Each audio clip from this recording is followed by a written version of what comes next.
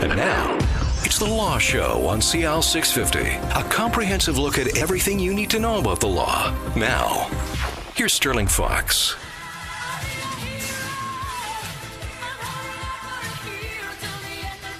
Well, good morning, and welcome to The Law Show. Looking for a hero? Well, we have a couple of lawyers. Hopefully that will take care of business for the next hour here on CL 650. Sterling Fox joined in studio by Alex Stojicevic and Rudy Kischer from Maynard, Kischer, Stojicevic, immigration and citizenship lawyers in Vancouver. Welcome back to the program, gentlemen. Good to see you both.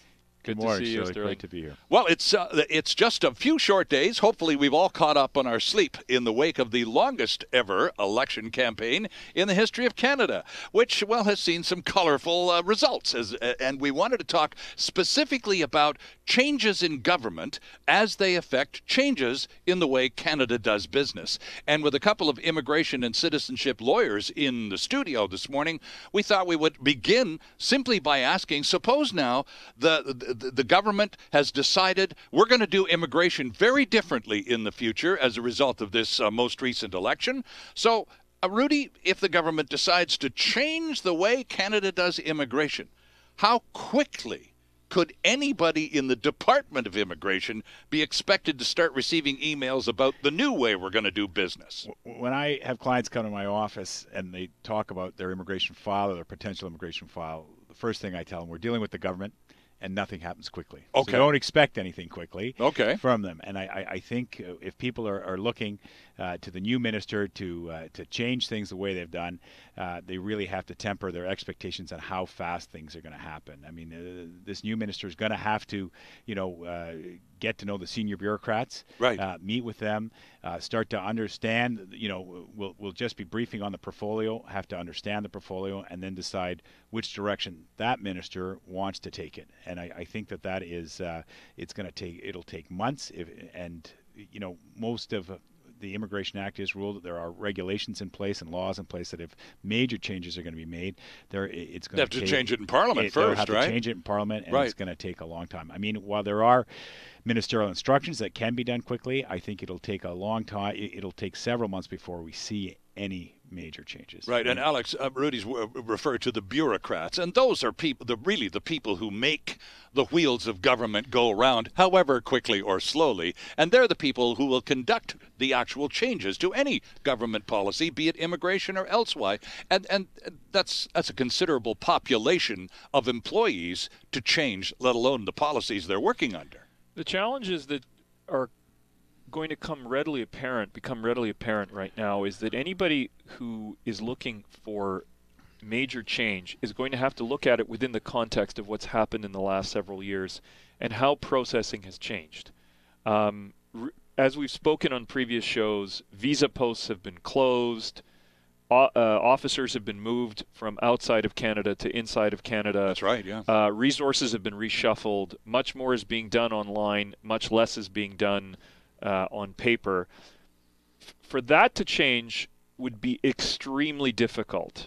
And I think that kind of change in paradigm in terms of processing is probably unlikely going forward. So I think the changes that will occur will have to be within the context of the system that's already in place now in terms of processing. However, the government is going to have, and I agree with Rudy's point, briefing notes will have to be done by senior bureaucrats. Where are we on this point? Where are we on that point? Sure. Where are we on this point? Kind of an audit, if you will, for the new person, right? Sure. But there are some immediate things that have to be dealt with. And unfortunately, the new administration is going to have to get on those decisions pretty quickly. First, and I think we'll touch on all of these as we speak the rest of the hour, but to begin with, you're going to have to deal with the end of the year. The pilot project for Spouse in Canada is going to be terminated. It is a one-year pilot project. Someone is going to have to determine whether people who apply from within Canada are going to be entitled to an open work permit or whether they won't be. That project is up in December of this year. It's going to have to be reviewed, and someone's going to have to make a decision on whether they go forward or not. Why I'm raising that one specifically is because if you've decided that you're going to change the mix and put more resources into family class and spouse in Canada, then maybe you don't need that pilot project anymore because that was a stopgap measure. to get people work permits while they're waiting for their cases to be processed. So that's an immediate policy decision that's essentially political and will have to be made on a political level. That doesn't need regulation or a legal change. It requires a decision to be made. In addition to that, you have new enforcement mechanisms that have come in place for employers of foreign workers. Those mechanisms include some pretty significant enforcement elements to them. Those at this point have been funded through a centralized agency. Is that funding going to increase, continue? Those are questions that have to be answered by the new government. And we'll see what kind of priority they put on it given a potential change in view on foreign workers generally. We then have another issue, and that is a lot of the provincial programs are closed now because they've reached their limits. The provincial foreign worker programs, right? That's right. Okay. So, and how is that going to play into changes in express entry? Now that the election is over, are we going to open the door wider to express entry? Are we going to allow more people to apply now that we know that going forward there's no risk of an election? Right. So that's another question that will have to be answered. And the challenges to doing anything radically different is that there's already resources from the budget this year that have been allocated to it. It may need a budget next year to change those resources accordingly. Right. Finally, and the other thing that strikes me that has to be determined and that we need to also talk about is we just signed a free trade agreement with 9 other countries. That's right. 2 of them we have a free trade agreement with already, but now we have it with all these other countries. We haven't seen the text for professionals, for business visitors, for various other elements. Right.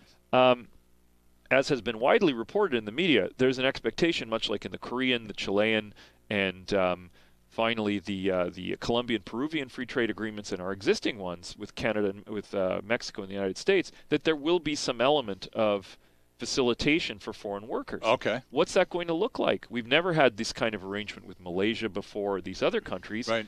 What impact is that going to have on the number of foreign workers in Canada? So that hasn't even really been digested yet because we don't know what the final text looks like. I think, too, in terms of family class, a quota that's going to come up right away is every year, usually January 2nd, opens up, which used to be a large class, was sponsoring parents and grandparents. Right, okay. That has been cut back significantly to where only 5,000 applications are accepted every year. So what happens now, in December, people get their applications ready and send it off. I think the new minister is going to have to take a look at that and say, where do we stand on this family class? Are we going to, looking at the results of the election, do we sort of expand it or do we stick and hold? Because that number doesn't need to go to Parliament. That is basically a decision by the minister, and he'll have to either sign off, we're going to go with the same old that's always been going along, or make a decision, which, that there are people that are for years now looking at, they want to bring their parents or their grandparents, and now the backlog is, if someone comes into my office, I say, you're looking at 10 years. So, your grandma's now 70. Right. You could come in today, she's not getting here till she's 80. No, that's the reality. We didn't talk a lot, or the matters of citizenship and immigration weren't terribly widely discussed during that incredibly long election campaign. But one matter in this file that did get a considerable amount of attention from both the players and certainly the media was the refugee crisis that's currently underway in the Middle East, as it might affect Canada. And we had promises made by various players as to the large numbers of refugees they were going to insist we bring in quite short order. And again, Alex, let's start with you on this. When we hear these promises that may appeal to our sense of global justice or whatever, we still must temper whatever emotional strings it pulls with the fact that it can't be done overnight, no matter how convincingly the case is presented. Well, I mean, in this instance, though, and although I would agree with your general point, Sterling, and I know that Rudy and Gordon debated this issue on a whole other episode, but the baseline here on the Syrian refugee crisis is so low from the government side that really any amount of resources thrown on it will be an enormous change. Improvement. In terms of impact. Right, okay. Well, I don't want to say improvement. I mean, it's ultimately a political decision here how many what number of refugees we take. True. I mean, that's not a legal decision, it's a political one. But if you're committing to, like the federal government did, to bringing in a certain number of people, and then you fail to meet that by a wide range. Right. And what's more, you really vet them at a very senior political level, which is what the Harper government was accused of doing through the PMO's office. Right. You're not going to have fast processing. That's just not realistic. And by deferring to a third-party agency like the UNHCR, you're depending on their resources to make those choices for you. Right. To give you some context, whatever your views were on the NATO bombing of Yugoslavia in 1999, the refugee portion of that, the Kosovars that had fled into Albania and into Macedonia and into Montenegro, the Canadian government, because there was a political will to do something about it, sent officers, and they processed them right then and there in the hundreds in a matter of days, not 218 months like the current government has done. Right. So, if there's enough political will, sure, there's limits within resources we have. But I should point out that $130 million of the refugee budget last year was unspent and sent back into General revenue? General revenue. And anybody who's worked in a bureaucracy. And you worked for the United I Nations worked for High UN, Commission for Refugees. And I can tell you, from what I can see of working in a bureaucracy, that is the death knell of a department. The minute you don't use every last dollar that is sent to you, the thought is your budget starting amount, the negotiation goes down by what you didn't spend. Well, you obviously didn't need that money last year, right? So we're not giving it to you this year. You got to justify and scrape. So in most bureaucracy, it's you spend that money whether you need to or not. I was going to say, I thought that was the unwritten rule of all bureaucracies. Yeah. You absolutely. I'm surprised it's not in writing. Actually, I thought it was. You have to spend every penny they give you, otherwise they won't give you more next year. Yeah. Well, the reality is $130 million out of that refugee budget for 2014 went unspent. Unbelievable. So if they simply spent the money that was allocated last year, we would be a lot closer to the targets. Now, whether those targets are what people think is appropriate or not is a different question. Because we heard quite a variation in numbers over the past few weeks of, if we become government, we'd like to bring in this many refugees. And they were sort of outplaying each other with higher numbers and playing that game that can be dangerous. Well, I think Justin's figure on the campaign was close to 50,000. I think he was talking about by January or something. So I mean, you take a look at those numbers and you say to yourself, they're not possible. Number one, right? I mean, that there's not the manpower there and the ability, even with the political will, to get numbers that high. But can they move from where they're at? Clearly, this government. Clearly this government's going to have a lot of choices to make on this file, because it was a political. I would say one of the top 4 political issues that sort of surprised people on the campaign. The refugee matter. The refugee you're right, matter. Because there were no other citizenship or immigration matters that came up at all, but the refugee crisis. They had to handle it. It was unavoidable. I am sorry to say there was one, and involved a veil at a citizenship ceremony. A little matter of the niqab. We'll talk about that when we come back. This is The Law Show. Our guests are Alex Stojicevic and Rudy Kischer from Maynard, Kischer, Stojicevic, immigration and citizenship lawyers here in Vancouver at 1168 Hamilton Street downtown, and online at vancouverlaw.ca. Back with lots more right after this. There's more of the show still ahead. This is The Law Show on CL 650.